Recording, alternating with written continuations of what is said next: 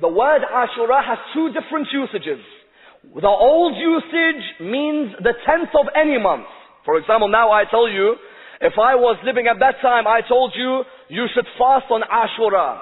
In those days, it didn't mean 10th of Muharram. It meant the 10th of any month. Because Ashura means 10. Ashura means the 10th of any month.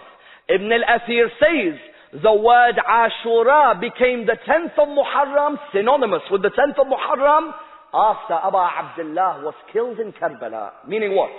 Meaning any hadith which talks about Siyam Ashura, if the incident occurred before the 61st year of Hijrah, it does not necessarily mean the 10th of Muharram. It could refer to the 10th of any month. And this is important, because when you know the meaning of the word Ashura, and you go back to the hadith, if the hadith was narrated about an incident in the first year of Hijrah, does it necessarily mean it's talking about the 10th of Muharram? No. Because Ashura, being synonymous with the 10th of Muharram, occurred after Imam al-Hussein died in Karbala. So Ashura has an old meaning and a new meaning. Go to the next area, number 4. Are there Jews living in the world today or no? Lebanese, no. There are many Jews living in the world today. And the fact that there are many Jews who are living in the world today means we can go and ask them, do you fast in an area which corresponds to the 10th of Muharram or no? Can't we ask them? Can I not go now to a rabbi and ask him that we, according to some of our hadiths, it says that there is a fast for the 10th of Muharram. In the Jewish calendar, when Musa and the children of Israel were saved, do you have a fast which relates to it or no? Please bear with me on this mathematics about Jewish and the Arabic calendar. This is important for all of you in your debates about Ashura and it being related to Musa. Please understand. They say, in the hadith, they say that the Jews were fasting. And therefore Rasulullah said, I have to now fast. Because they say that the Jews have a fast on the 10th of Tishri. Tishri is a Jewish month. And therefore they said that the 10th of Tishri is what? Is when the Jews were saved. And because the 10th of Tishri fell on the 10th of Muharram, they said, Rasulullah said, in the same way they are fasting, we will now fast as well. Do you know why the mathematics doesn't work, brothers and sisters? Shall I tell you why? Because the only time the 10th of Tishri in the Jewish calendar corresponded with the 10th of Muharram in the Islamic calendar was in the 28th year after Hijrah. This hadith is meant to have been about an incident in which year of Hijrah? The first year of Hijrah. But the only time the two calendars bring the 10th of Tishri to the 10th of Muharram is 28th year of Hijrah, number 1. Number 2, the 10th of Tishri does not speak about Musa being saved with the children of Israel. The 10th of Tishri is Yom Kippur. Do you know what Yom Kippur is? How many of you? There are many of you in this crowd who have people who celebrate Yom Kippur. Yom Kippur is not when Musa got saved with the children of Israel. Yom Kippur is known as Yom al-Kaffara. Yom Kippur. Yom al-Kaffara. You know Kaffara? We have to pay a penalty, Kaffara. Why? Because Nabi Musa went up to Mount Sinai. When he came back down, the children of Israel were worshipping the calf. Al-Ajl. They were all worshipping the calf. Because of this, Allah subhanahu wa ta'ala was angry with the children of Israel. They therefore had to pay atonement. Yom Kippur in the English language is the Day of Atonement. In the Arabic language, it's called Yom al-Kaffara. The hadith we are talking about says what? Says that this is the day of the fast, of which one? Of when the children of Israel were saved from drowning. Whereas the 10th of Tishri is not when they were saved from drowning. The 10th of Tishri corresponds to what? Corresponds to when they started worshipping the calf. That's why the children of Israel, they were saved from drowning in the 15th of Nisan in the Jewish calendar. And the 15th of Nisan in the first year of Hijrah was the 23rd of Ramadan.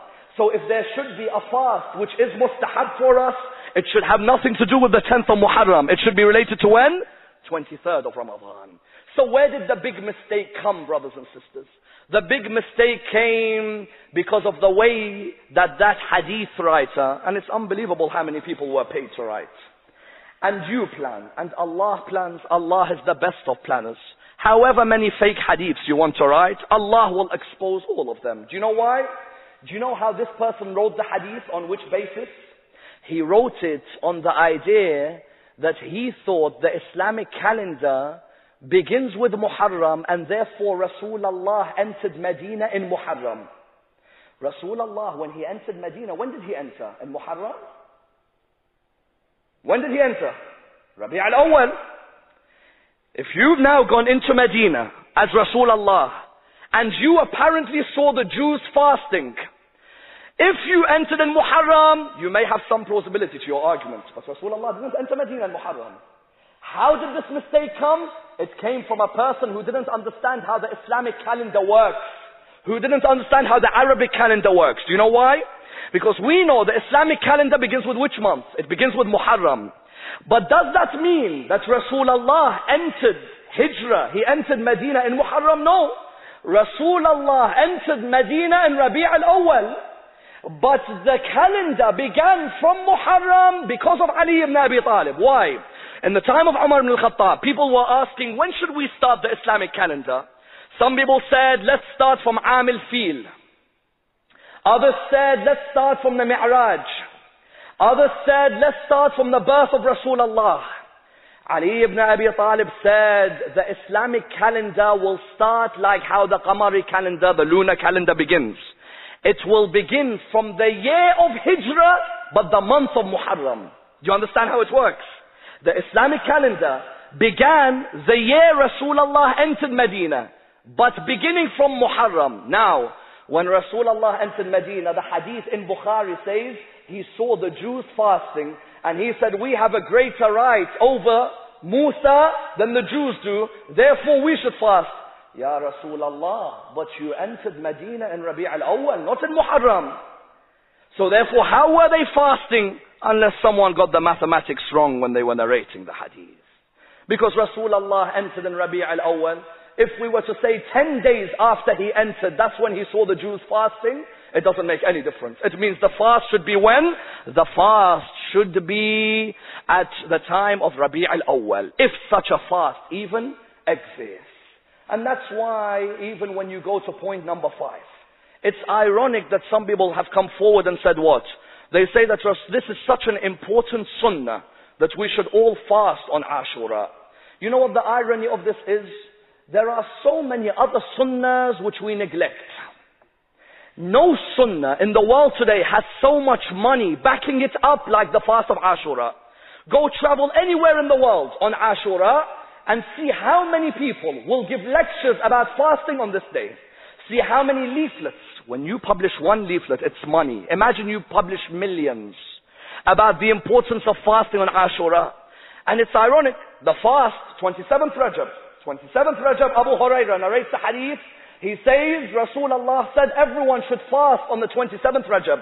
In your lifetime, have you ever seen leaflets published in their millions for 27th Rajab? In your life?